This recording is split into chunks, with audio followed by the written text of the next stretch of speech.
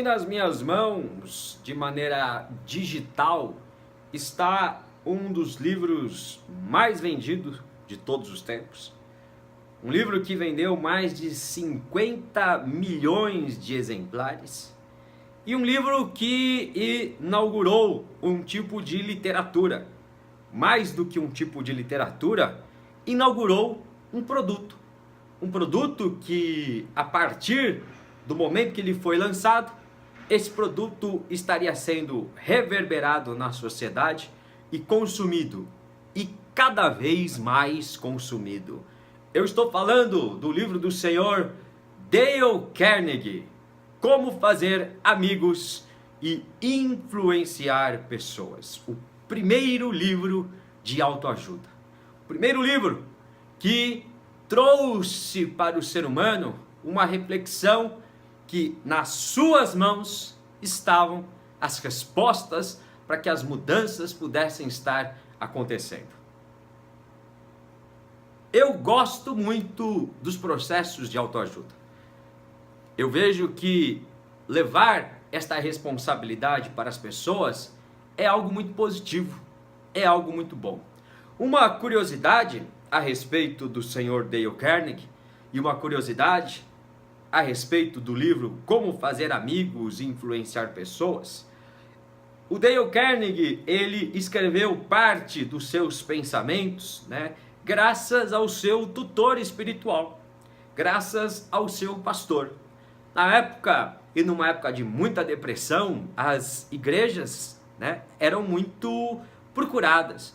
E o Dale Carnegie, que também passava por um período de muita dificuldade, estava lá na igreja e todos os domingos, ao ouvir o pastor e uma mensagem muito positiva, uma mensagem que incentivava, motivava as pessoas, o Dale Carnegie, ao final daquele período de exposição, ele ia até o púlpito, ia até a bancada onde o pastor deixava ali o sermão que ele havia escrito num papel. Este sermão seria jogado fora, ele pegava aquele sermão, ia para casa, anotava, fazia reflexões, e muito desse livro, Como Fazer Amigos e Influenciar Pessoas, surgiu exatamente destas reflexões, surgiu do resgate, que ele fazia daquele papel que seria condenado ao lixo, e que o Dale Carnegie, ele trouxe uma outra, ele inovou, ele trouxe uma outra possibilidade, ele ampliou a questão do pensamento e daquela estrutura espiritual que estava sendo exposta. Então, Como Fazer Amigos e Influenciar Pessoas, eu posso dizer que não só é o primeiro livro que começa a falar sobre autoajuda, mas também pode ser o primeiro livro que veio na raiz, veio no despertar da ideia da inteligência espiritual. Não está explícito no livro, mas a sua formação, grande parte dos seus pensamentos, grande parte das reflexões que o Carnegie fez, ele fez nesses momentos, fez através daqueles sermões, daqueles escritos que o pastor dele, que o mentor espiritual dele tinha e dividia com aquele grande público, e que o Carnegie ele ampliou, fez com que esses pensamentos ainda se tornassem maior ainda. O conceito de autoajuda, eu vejo que é muito bom, é algo que desperta no ser humano, desperta este olhar de responsabilidade, de identificação daquilo que ele faz e da possibilidade de alterar, da possibilidade de um novo caminho. O que eu não gosto dentro dessa ideia de autoajuda é a forma como alguns conceitos são apresentados e às vezes a banalização, a vulgarização destes conceitos. Porque na ânsia de popularizar um conhecimento, muitos serão os momentos que eu farei com que estes conhecimentos se tornem vulgares, se tornem, e eu preciso diferenciar isso. A ideia de trazer, de fazer com que as pessoas estejam acessando, não pode vulgarizar o instrumento. Uma das principais discussões que Martinho Lutero ele teve em relação à Igreja Católica da época foi exatamente possibilitar com que todas as pessoas pudessem ler a Bíblia. Todas as pessoas tivessem o conhecimento daquilo que estava escrito. Porque nós sabemos, e você deve saber, que na época de Martinho Lutero, a Bíblia era algo restrito, e restrito somente ao alto sacerdócio. Se você não fizesse parte da alta casta dos sacerdotes católicos, você não podia ler a Bíblia. E não podia ler também não só por uma questão que você não tinha acesso ao livro, mas também porque você não era alfabetizado. Era raríssimo as pessoas que tinham, que conseguiam ler em latim, que conseguiam ler, né, que tinham acesso à escrita, que tinham acesso à leitura. Somente os grandes aristocratas, somente aqueles que estavam na sociedade numa posição elevada, é que tinham esse tipo de instrumento, esse tipo de possibilidade, esse tipo de educação. Martinho Lutero, exatamente quando ele rompe com a igreja, uma das primeiras, né, e talvez a grande herança dele foi ter possibilitado que esta estrutura mental permanecesse. Todos precisam ler a Bíblia, então todos precisam ser alfabetizados, né? Por isso que existe, já mencionamos isso na aula passada, existe claramente numa estrutura católica, num país que foi erguido através do viés católico, a educação ela sempre é vista como algo voltado para a elite, enquanto que nos países que foram erguidos dentro de um conceito protestante, a educação ela é necessária, ela não é de elite, mas ela é extremamente necessária porque todos têm que ler a Bíblia, todos têm que ter o direito e o recurso de ler a Bíblia. Mas existe uma diferença entre você criar o acesso e você vulgarizar o processo e vulgarizar o conceito principal. Lutero, ele queria fazer com que cada vez mais as pessoas lessem a Bíblia, mas ele não vulgarizou a Bíblia, ele não transformou a Bíblia em algo fácil, em um conceito fácil para as pessoas. Para que você leia, é necessário a reflexão, é necessário a disposição, a dedicação, o seu entendimento, né? É necessário que você esteja linkado às palavras que estão escritas ali naquele livro. Da mesma maneira, a autoajuda, ela deveria ser desta forma, ela deveria dar acesso aos conceitos, possibilitar os conceitos, mas não vulgarizar os conceitos. E muitas vezes é isso que acontece, muitas vezes a autoajuda acaba vulgarizando o processo, acaba por perdendo a importância que existe dentro daquele processo. Existem muitas palavras, muitos pensamentos que os processos de autoajuda acabaram vulgarizando, acabaram colocando num nível muito rasteiro e dessa maneira prejudicaram, né? Ao invés de trazer o acesso e fazer com que a mudança estivesse acontecendo, o acesso ele foi feito e ele transformou aqueles processos, né? Ele vulgarizou aqueles processos e transformou aqueles processos em situações banais, em situações que foram cada vez mais desacreditadas pela sociedade, né? E foram cada vez mais desconsideradas, né? Na sua importância e no seu resultado. Uma destas palavras é a palavra autoconhecimento. Quando eu falo autoconhecimento, muitos especialistas levam na piada.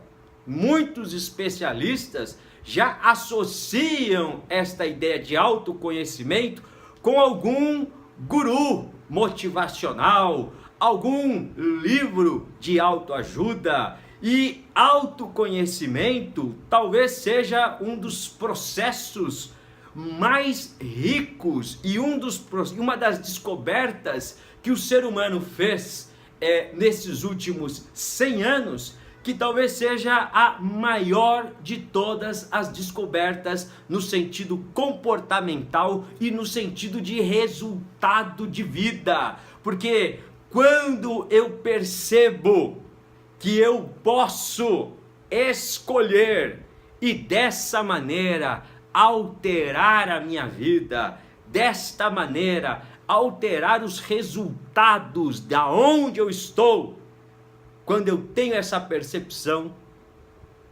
eu tenho uma das maiores armas, eu tenho nas minhas mãos, se não a maior possibilidade, uma das maiores possibilidades.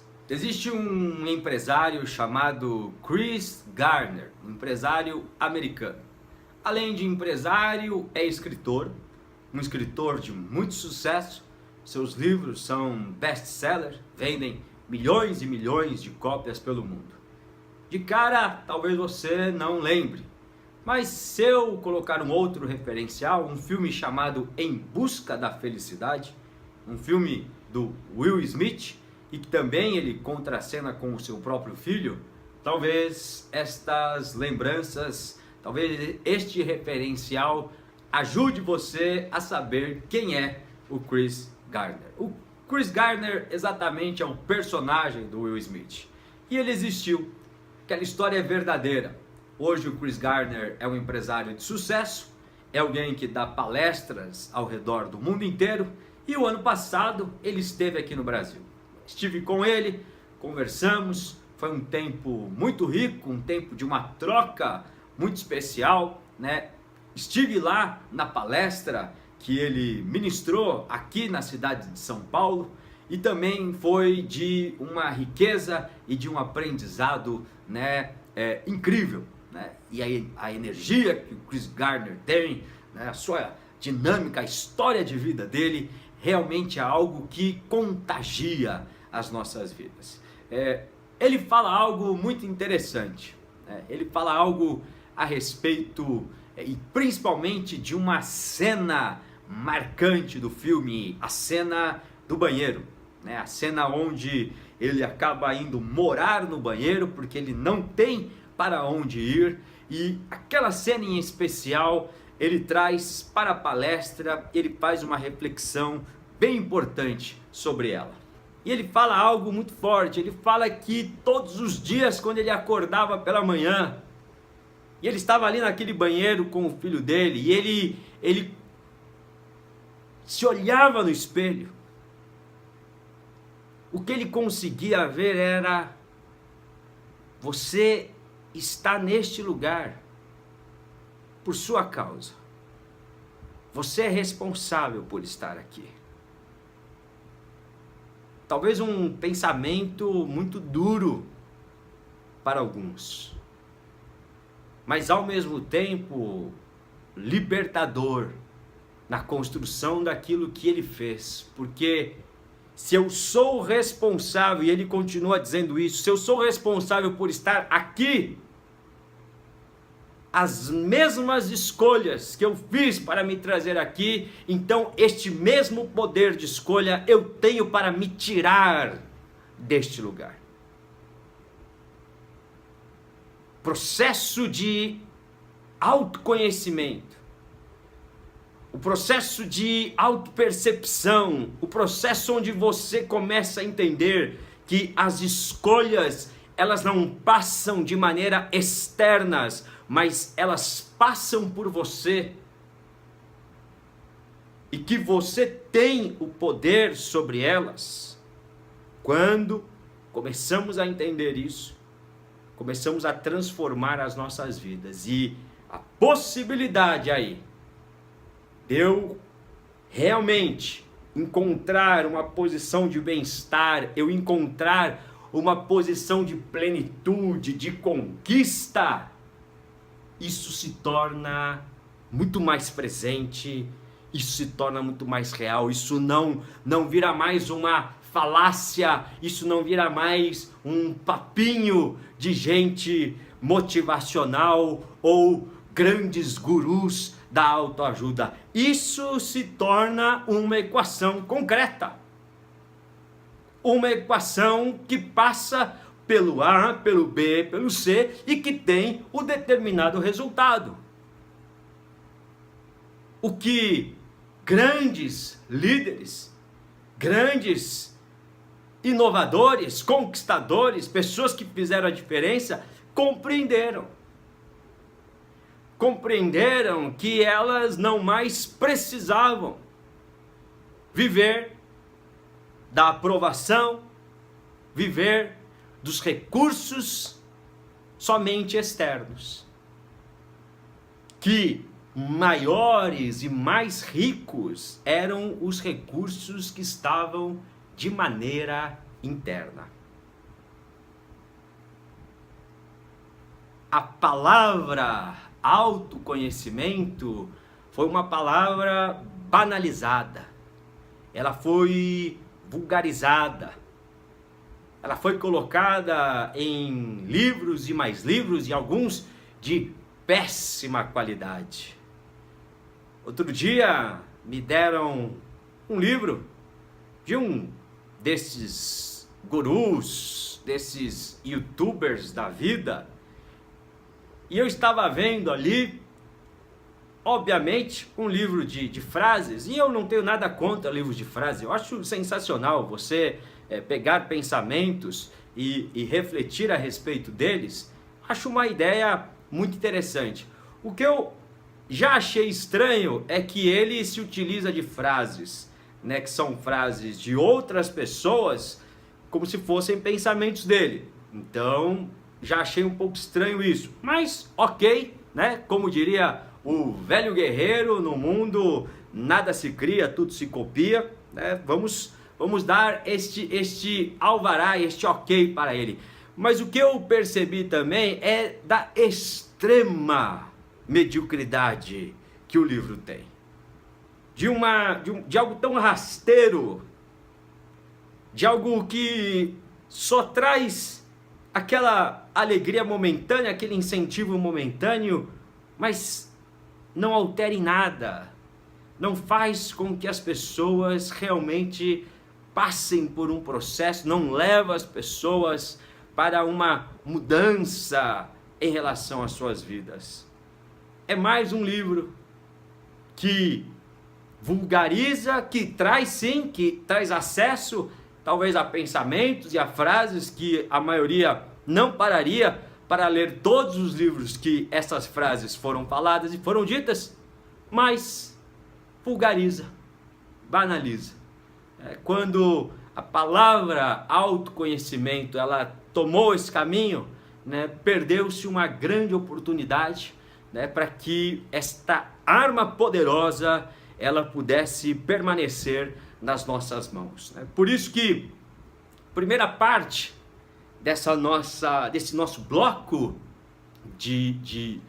da questão do entendimento da inteligência espiritual, primeiro bloco, né, a introdução desse primeiro bloco, né, a introdução deste bloco a respeito da inteligência espiritual, eu queria exatamente estar refletindo a respeito do processo de autoconhecimento e da importância do autoconhecimento para as nossas vidas.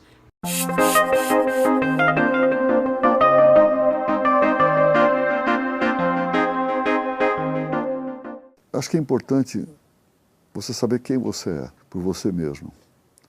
É você ter, assim, uma clareza de quem está lá dentro de você. O que significa isso? É você se questionar sobre as suas atitudes, sobre as suas reações. Por que eu reagi de tal forma com determinada coisa? Por que eu fiquei triste aqui com essa coisa? Por que eu fiquei alegre enormemente com aquilo que está lá? É você se entender. Você sentir o que te move lá dentro. Na medida que você se conhece melhor, você tem muito mais condições de conhecer melhor as outras pessoas. E aí dialogar com elas de uma forma mais eficiente e muitas vezes de uma forma mais prazerosa.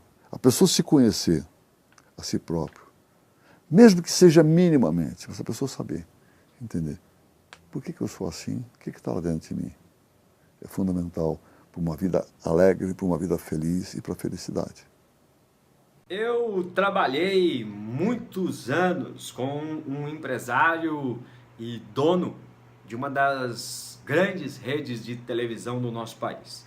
E ele brincava, e ele dizia que é muito fácil você ser o Steve Jobs nos Estados Unidos. Eu quero ver você ser o Steve Jobs aqui no Brasil. Uma brincadeira, obviamente, porque ser o Steve Jobs não é tão simples assim em nenhum lugar do mundo, mas ele estava brincando do ponto de vista da mentalidade organizacional do mercado e da mentalidade organizacional no nível empresarial que nos Estados Unidos tem e que no Brasil existe. A diferença entre estes dois países. Nos Estados Unidos, a mentalidade sempre é incentivar a iniciativa privada, incentivar o empreendedor. Enquanto que no Brasil,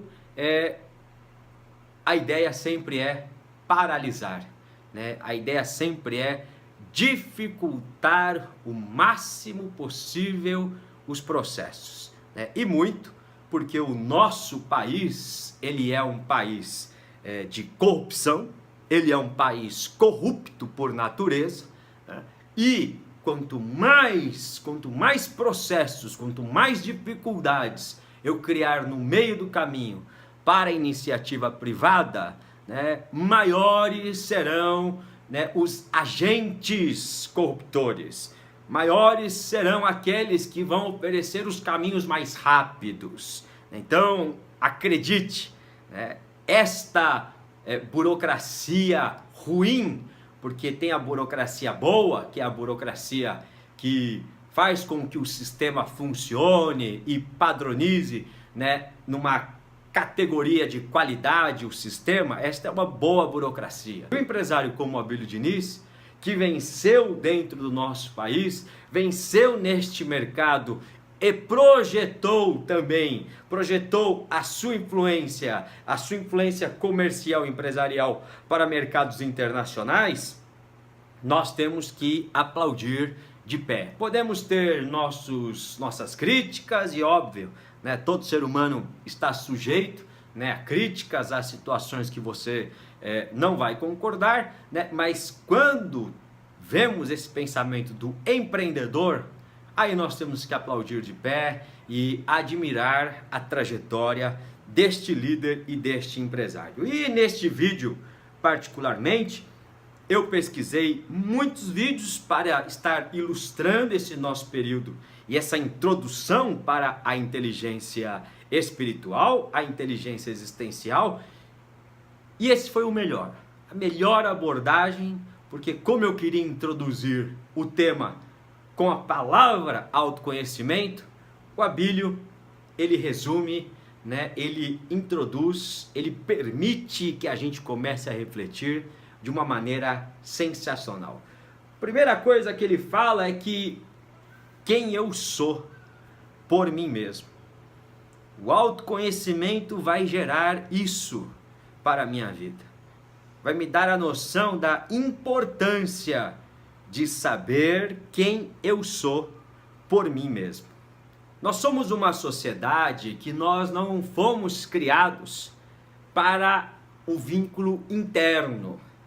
Nós somos uma sociedade que nós somos criados para o vínculo externo.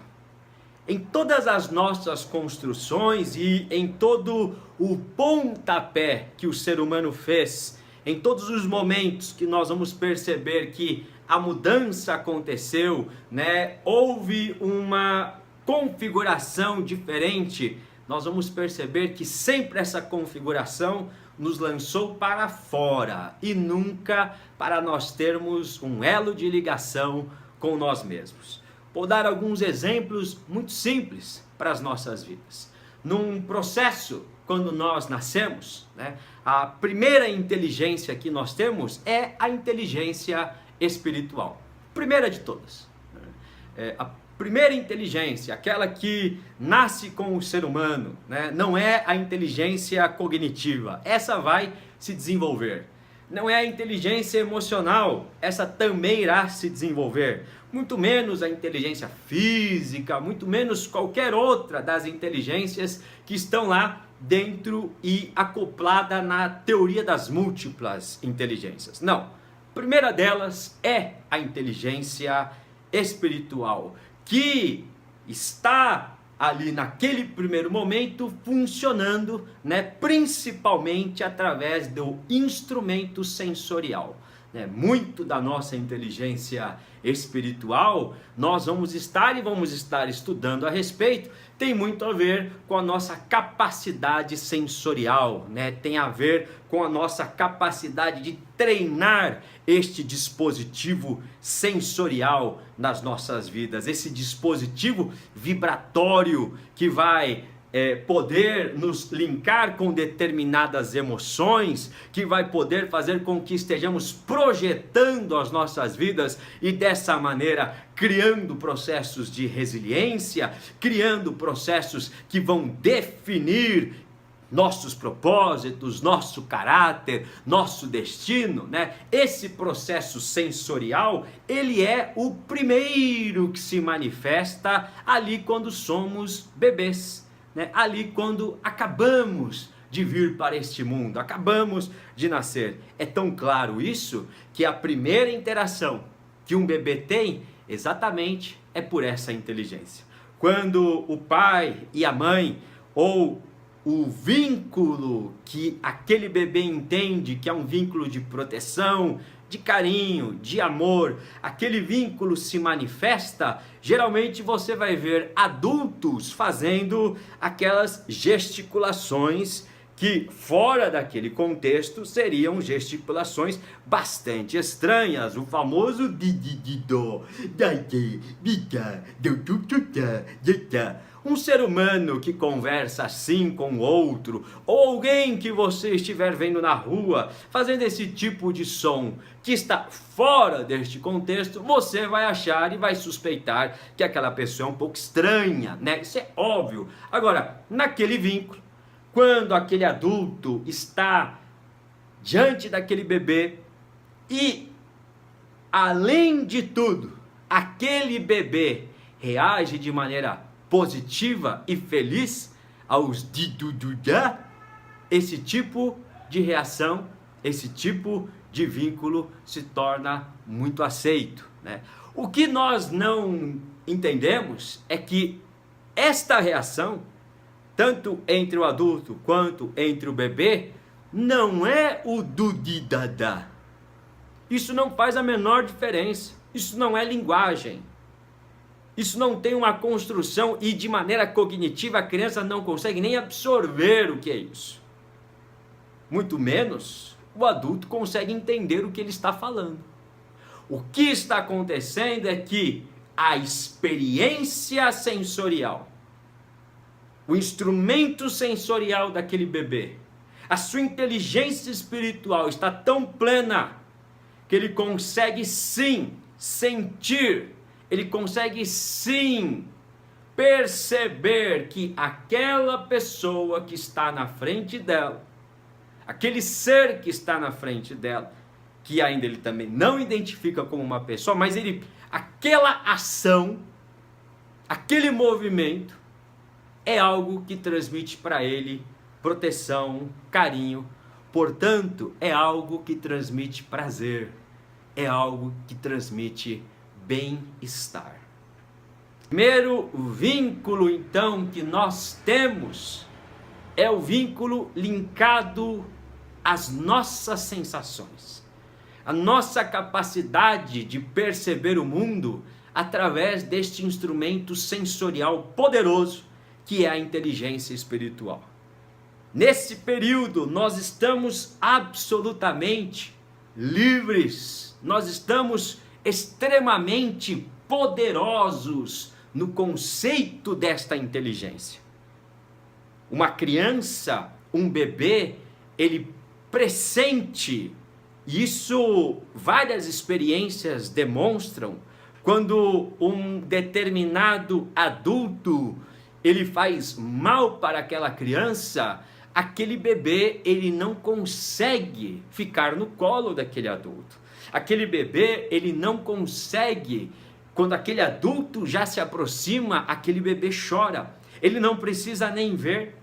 O bebê até um período, ele nem enxerga direito, ele enxerga ainda a imagem com muita dificuldade, né? Ele enxerga a imagem ainda sem a composição total, sem a esfera total dela.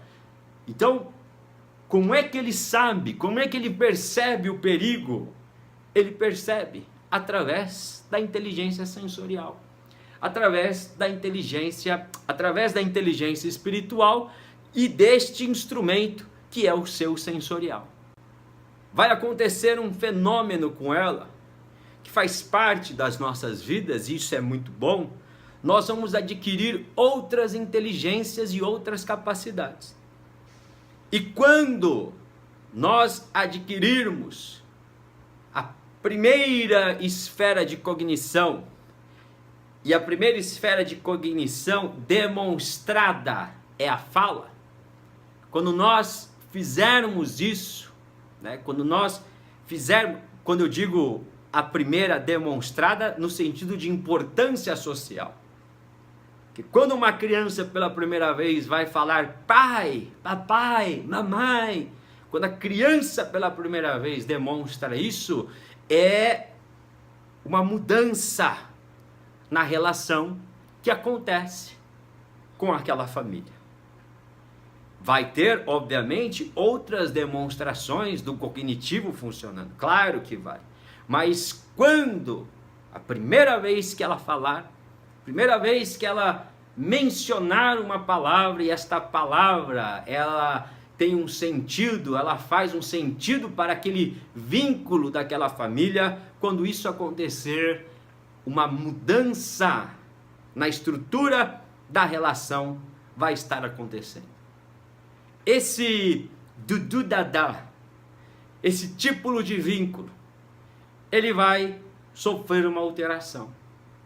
Porque aquela família que antes tinha uma relação absolutamente sensorial, aquela família que incentivava cada vez mais a percepção espiritual daquela criança, o que vai acontecer? Ela vai se deslocar dessa estrutura e ela vai fixar totalmente as suas forças, ela vai fixar totalmente o seu empenho numa outra estrutura chamada cognição. Nós abandonamos a inteligência espiritual. Nós relegamos a inteligência espiritual. A primeira inteligência, a que nasceu, aquela que é nata, aquela que nos primeiros anos das nossas vidas nos permitiu que nós compreendêssemos o que estava ao nosso redor. Quando nós começarmos a exercitar a inteligência cognitiva, por causa de um modelo social, por causa de uma importância que nunca foi determinada como a principal da humanidade, que é a questão cognitiva racional, isso nunca foi determinado, que o cognitivo racional é aquilo que vai nos levar para o ápice do que podemos ser, para o melhor do que podemos ser. Isso nunca foi determinado, mas isso está embutido na nossa sociedade. E quando nós saímos desta relação do sensorial, e você pode perceber que neste período os brinquedos são sensoriais, as relações todas são sensoriais. Saímos dessa esfera e aí colocamos todas as nossas forças dentro de uma estrutura cognitiva racional. Porque quando a criança fala, quando ela desperta, né, de maneira clara que, opa, agora ela pertence ao nosso mundo, agora ela pertence ao nosso clube. Então, a partir desse ponto, eu esqueço toda a minha interação social que eu tinha e eu descarto essa inteligência espiritual, né? E aí eu coloco todas as minhas forças, eu coloco todo o meu entendimento, né, dentro do conceito cognitivo racional, né? Obviamente, o que nós refletimos, né, é que o modelo ideal seria aquele que não estaria abandonando, né? Porque a inteligência espiritual que nasce conosco e que o instrumento sensorial, ele é fundamental para que a gente possa interagir com ela, ao invés de eu trazer este instrumento, ao invés de eu trazer junto com a cognição, com o racional, o que eu faço? Ah não, isso é como se isso não fosse na esfera evolutiva, isso fosse saudável, né? Não, agora a criança tem que ter brinquedos que vão desenvolver as competências cognitivas, a escrita, né? Aí eu começo a comprar tudo que vai desenvolver a escrita dela e toda a parte sensorial eu desprezo. Então aí eu tenho, por exemplo, que são coisas muito boas, hein? São coisas muito boas. Eu tenho aqueles livros infantis, né, que você pode molhar, são livros meio que infláveis até, né? Ele é fofinho, que a criança pode levar para o chuveiro, para ela começar a interagir com o livro, começar a perceber esse mundo maravilhoso da leitura, mas eu não precisava descartar o outro lado para ter esse tipo de interação.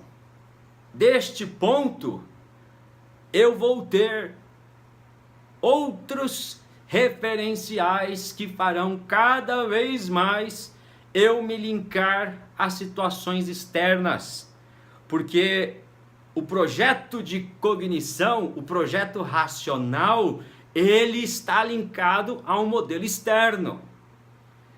Ele não está ligado à minha percepção.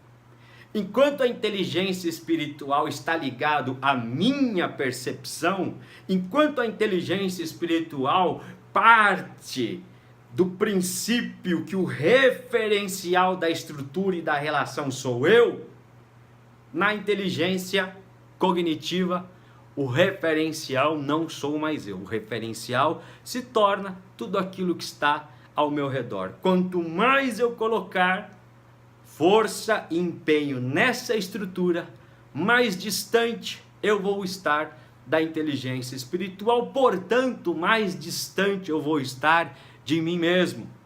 Esta frase que o Abílio Diniz diz, né? A importância de eu saber quem eu sou por mim, porque é essa estrutura que se colocou.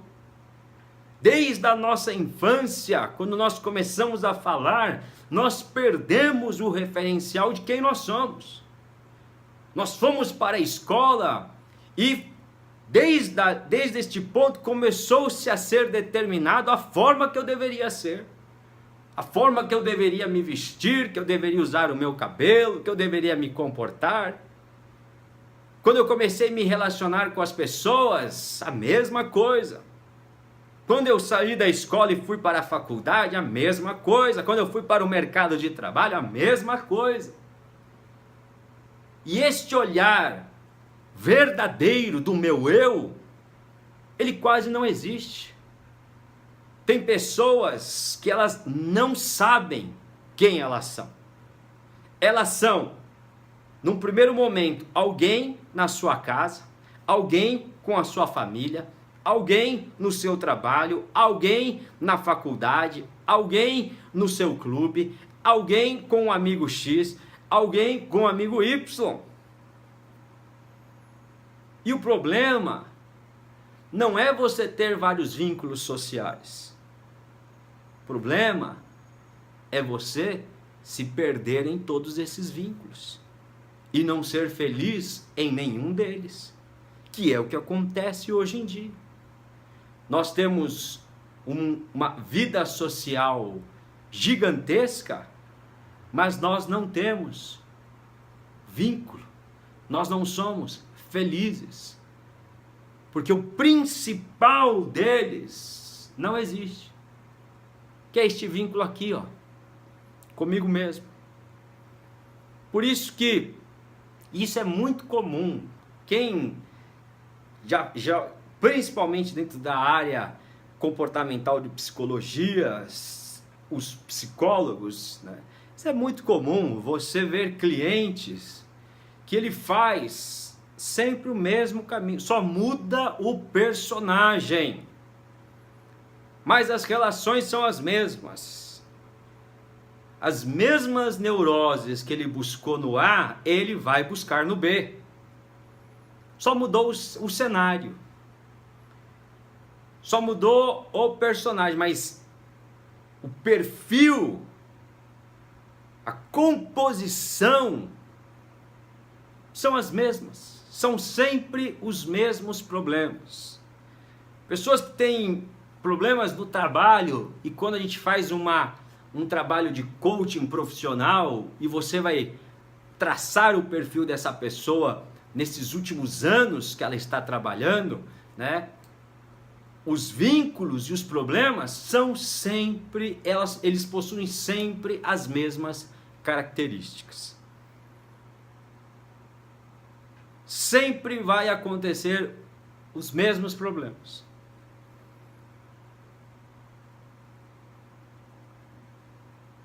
Porque a construção não é externa, ela é interna.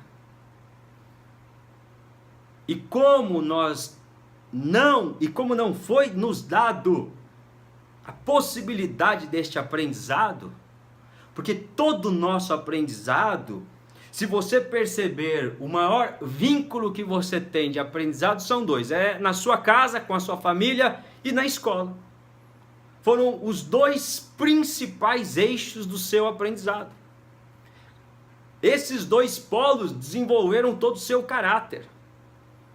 Primeiramente a sua família e depois a escola. E nenhum deles, nem a família e nem a escola, te possibilitou a percepção da inteligência espiritual.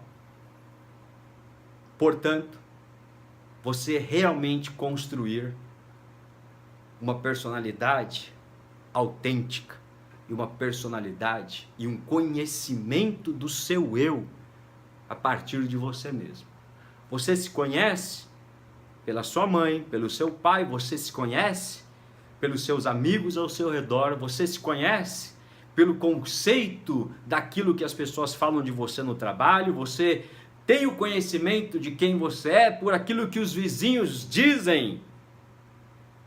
Mas o conhecimento de quem nós somos, a partir do vínculo comigo mesmo, pouquíssimas pessoas têm esse acesso. Num processo de psicanálise, são anos e mais anos para que essa percepção possa acontecer. Até um raciocínio breve. Por isso que hoje as ferramentas de coaching fazem tanto sucesso.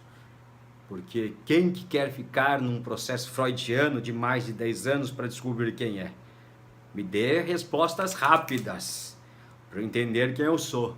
Por isso que hoje no mundo os processos de coaching são tão badalados e são tão buscados, né? Mas independente, tanto um quanto o outro são processos que querem trazer o quê? O autoconhecimento, a percepção de quem você é. Quando eu começo a me conhecer, não mais por causa do outro, não mais pelo valor do outro, eu começo a ter uma identidade e eu começo a ter a autenticidade. Isso faz uma enorme diferença.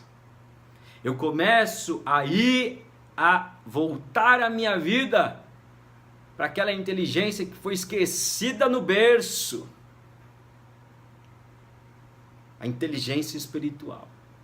E mais do que isso, quando eu me identifico no processo,